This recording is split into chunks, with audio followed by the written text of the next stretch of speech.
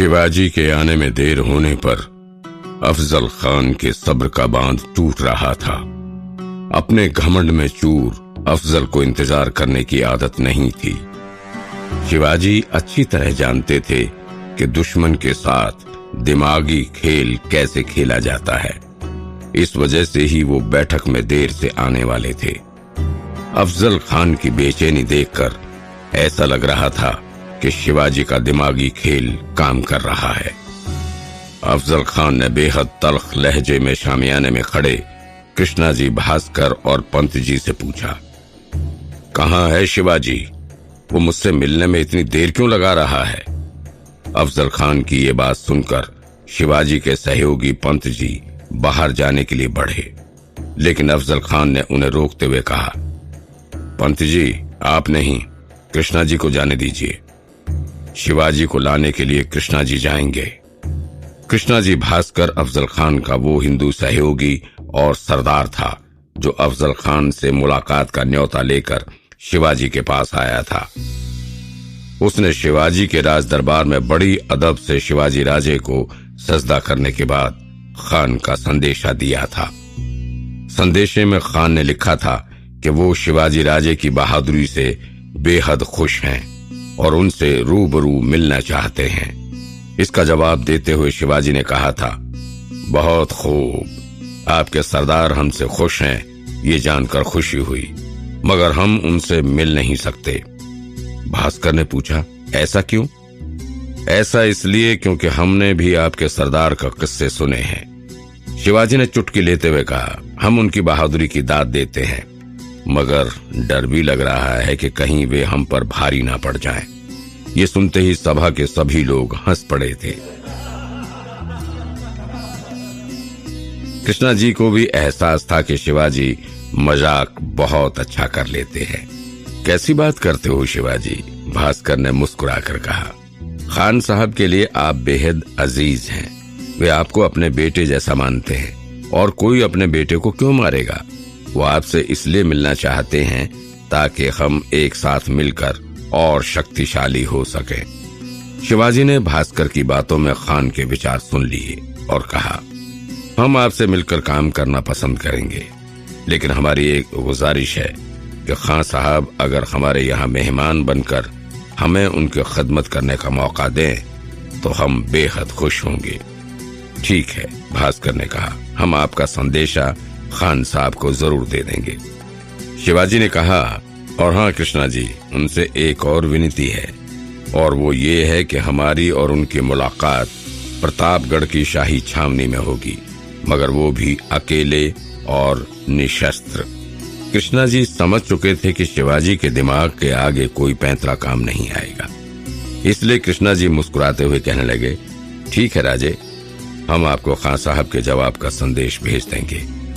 आज उसी प्रतापगढ़ की शाही छावनी में अफजल खान और शिवाजी की मुलाकात अब से थोड़ी ही देर बाद होने वाली थी। अफजल खान शिवाजी की उस शाही छावनी पर पहले से ही मुग्ध था, लेकिन असल में अफजल खान भी शामियाने में अकेले होने से डर रहा था। हालांकि उसके साथ उसका अंगरक्षक सैयद बंडा मौजूद था, लेकिन फिर भी किसी भी तरह की संभावना को नकारा नहीं जा सकता है। अफजल खान के चेहरे पर चिंता की लकीरें सैयद बंडा साफ देख पा रहा था। सरदार, ये शिवाजी छोटा मोटा सूबेदार है, आप बेफिक्र हो जाइए, सैयद ने कहा। अफजल को लगा जैसे उसकी कोई चोरी पकड़ी गई है। उसने सफाई में कहा, अब हमें किस बात की फिक्र है? हम तो पत्थर को मसल कर चूर कर दें, ये शिवाजी क्या चीज है, हमें कोई फिक्र नहीं। अफजल के शब्द और चेहरे के भाव मेल नहीं खा रहे थे। वो तुरंत फिर से बोल पड़ा, और हमने सुना है वो बहुत चालाक है, इसलिए तुम भी शामियाने में हमारे साथ रहना। ये कह के अफजल पास रखी कुर्सी पर बैठ गया। सैयद बंडा ने तुरंत कहा, जैसा हुकुम सरदार। इधर कृष्णा जी भास्कर शिवाजी को लेने शामियाने से बाहर निकले। शिवाजी भी शामियाने के अंदर जाने ही वाले थे कि उन्होंने कृष्णा जी से पूछा, अंदर कौन कौन है? अफजल खान और सैयद बंडा, कृष्णा जी ने जवाब दिया। शिवाजी ने कहा, कृष्णा जी भास्कर, हमारा तो अकेले मिलना तय हुआ था, फिर सैयद बंडा अंदर क्या कर रहे हैं? कहीं सरदार को अकेले मिलने में डर तो नहीं लग रहा है? कृष्णा जी भास्कर ने पासा पलटता हुआ देख तो शिवाजी से कहा, अगर ऐसी बात है शिवाजी तो मैं सैयद बंडा को भी शामियाने से तुरंत बाहर भेजता हूं। ये कहकर कृष्णा जी शामियाने के अंदर चले गए। सरदार शिवाजी बाहर खड़े हैं। कृष्णा जी ने अफजल को सूचना दी। अफजल फुदक के कुर्सी से खड़ा हो गया और जैसे कोई चूहा उसके पास से गुजर गया हो। कहाँ है शिवाजी? अंदर क्यों नहीं आ रहा? डर रहा है क्या? अफजल की बनावटी हंसी का साथ देना उसके गुर्गों का काम था, इसलिए सैयद बंडा और कृष्णा जी भी उसका साथ देने के लिए हंसे। फिर कृष्णा जी ने कहा, शायद डर रहा है सरदार, इसलिए उन्होंने कहा है कि वो अकेले में मिलेंगे। सैयद बंडा को बाहर आना होगा। ये सुनते ही अफजल के चेहरे से वो बनावटी हंसी ऐसे उड़ गई जैसे गधे के सर से सींग, पर वो अपने मन की हालत सबके सामने जाहिर नहीं करना चाहता था, इसलिए झट से बोला, हाँ हाँ जाओ सैयद बंडा, उसके लिए मैं अकेले ही काफी हूँ। सरदार के हुक्म की फरमानी करते हुए बंडा शामियाने के बाहर जाने को राजी हो गया। इसके बाद शिवाजी के सहयोगी पंत जी सैयद बंडा को लेकर शामियाने से बाहर की ओर निकले और सैयद बंडा को शामियाने से दूर कर दिया गया। बंडा ने गुजरते हुए शिवाजी को देखा। शिवाजी के आंखों के तेज से मानो वो सिहर गया। वो शिवाजी को घूरते हुए दूर जा खड़ा हुआ। शिवाजी ने तब अपने अंगरक्षक और बेहद ही विश्वसनीय सहयोगी जीवाजी महाला को कहा, जीवाजी, मुझे इस बंडा की आंखों में चालाकी नजर आ रही है। जब तक अफजल से हमारी बैठक खत्म ना हो, आप इस पर पैनी नजर रखना। वे जानते थे कि किसी भी तरह की असावधानी उनके ऊपर भारी पड़ सकती है। जय मां भवानी। शामियाने में अंदर जाने से पहले शिवाजी ने मां भवानी का स्मरण किया और शामियाने के अंदर प्रवेश किया।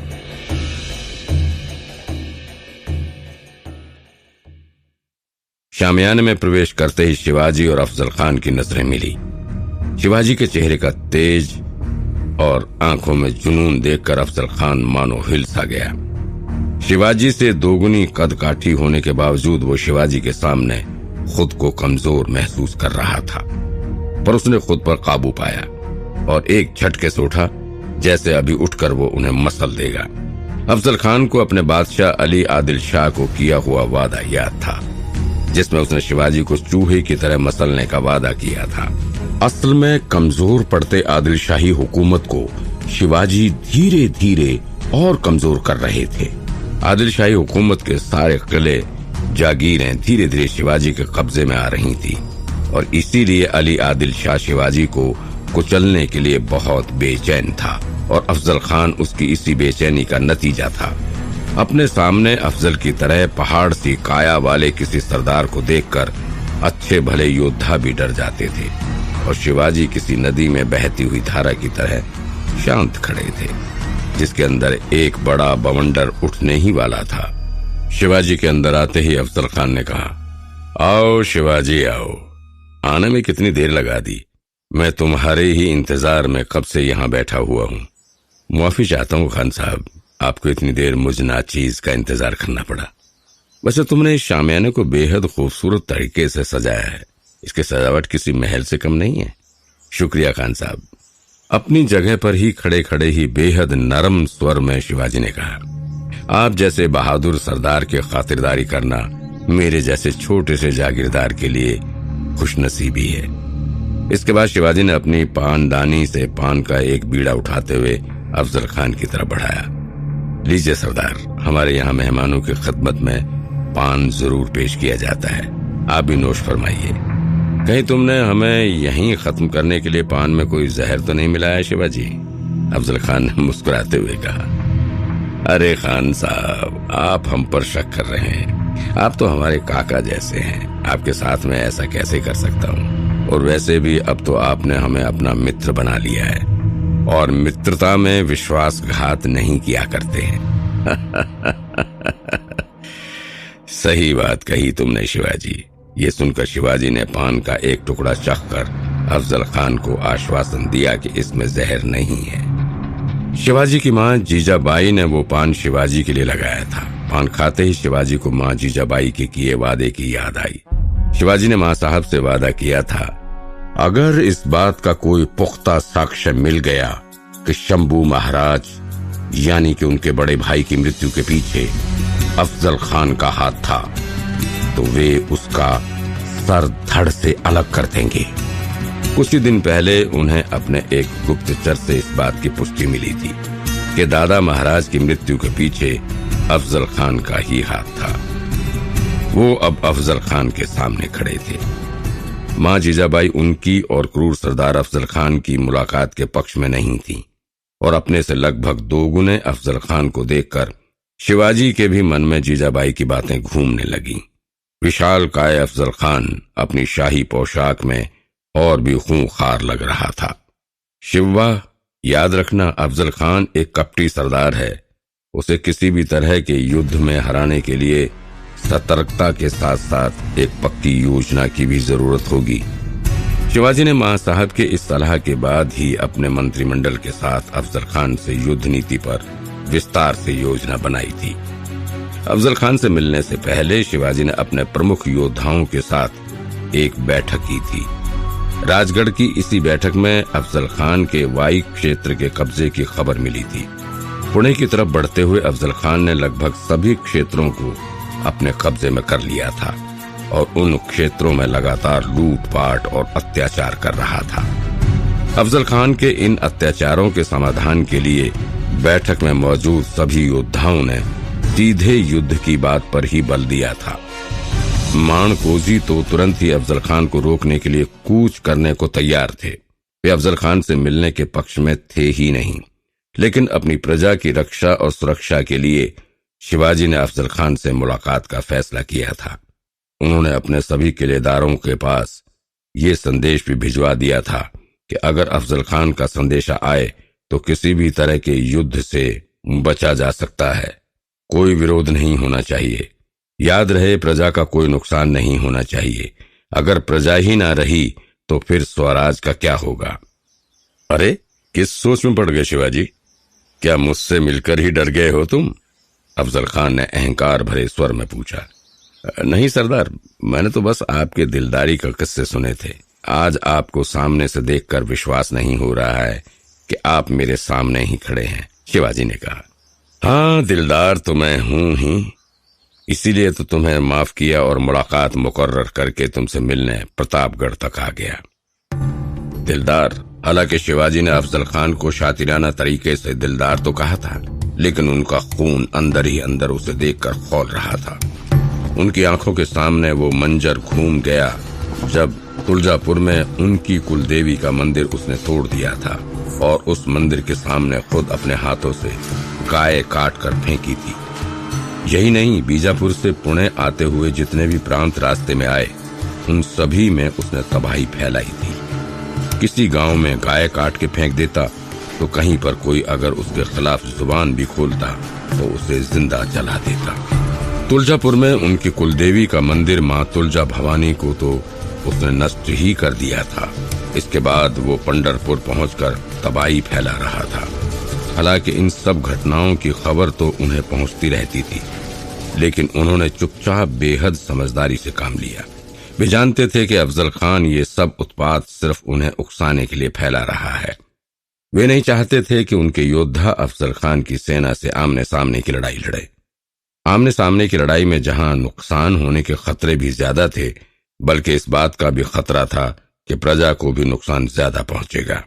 इन्हीं सब बातों का ख्याल रखते हुए ही उन्होंने अफजल खान से मुलाकात की योजना बनाई थी। शांत खड़े शिवाजी का ध्यान अपनी तरफ खींचते हुए अफजल खान ने शिवाजी से कहा, क्या हुआ शिवाजी, किस सोच में पड़ गए हो तुम? खैर छोड़ो, बहादुर तो तुम भी कम नहीं हो शिवाजी। मैंने तुम्हारे चर्चे बहुत सुने हैं, मगर तुम्हारे फायदे के लिए एक सलाह देता हूं। तुम जब तक आदिलशाही सल्तनत का साथ नहीं देते हो, तुम्हारी ये बहादुरी किसी काम की नहीं है। इतने शातिर होकर भी तुमने आदिलशाही किलों पर कब्जा करके बेवकूफी का काम किया है। तुमने आदिलशाही सल्तनत से युद्ध करके अच्छा नहीं किया है। अब खुद ही गौर करो, अपनी इस बेवकूफी और अभिमान की वजह से ही तुम आज सल्तनत के दुश्मन हो और भागे भागे फिर रहे हो। शिवाजी ने कहा, हाँ हुजूर, हम जानते हैं कि हमने बड़ी गलती कर दी है। हम भूल गए थे कि हाथी जैसे विशाल आदिलशाही साम्राज्य के सामने हम चींटी की तरह हैं। अब हमें अपनी गलती का एहसास हो गया है। हम अपनी गलती की माफी मांगना चाहते हैं और आपकी शरण में आना चाहते हैं। आखिर ये हुई ना बात, तुमने आदिल शाही साम्राज्य के तले आने का फैसला करके एक बुद्धिमान योद्धा होने का सबूत दिया है। आओ अब इस दुश्मनी को खत्म करते हैं। तुम अपने सारे किले मुझे सौंप दो। आओ गले मिलकर इस दोस्ती का आगाज करते हैं। ये कहता वह अफजल खान आगे बढ़ा। विशालकाय अफजल खान गले मिलने के लिए शिवाजी की तरफ अपने हाथ फैलाए हुए बढ़ा, लेकिन जैसे ही शिवाजी उससे गले मिले, अफजल खान ने शिवाजी के सर को बाएं हाथ से बुरी तरह से दबोच लिया। अफजल खान शिवाजी से लगभग दोगुनी कद काठी का था और अफजल खान के कंधे तक ही शिवाजी का सर पहुंच सकता था। इसी बात का फायदा उठाकर अफजल खान ने शिवाजी को जकड़ लिया। अफजल खान ने इतनी बेरहमी के साथ शिवाजी की गर्दन को दबोचा कि सांस लेने की परेशानी से शिवाजी को कुछ भी सूझना बंद हो गया। अब अफजल खान ने अपनी पोशाक में छिपाया हुआ खंजर निकाला और शिवाजी के पेट पर पूरी शक्ति के साथ वार कर दिया। लेकिन यह क्या, अफजल खान का वार पूरी तरह से नाकाम हो गया। असल में शिवाजी ने अपनी शाही पोशाक के भीतर बख्तर पहना हुआ था।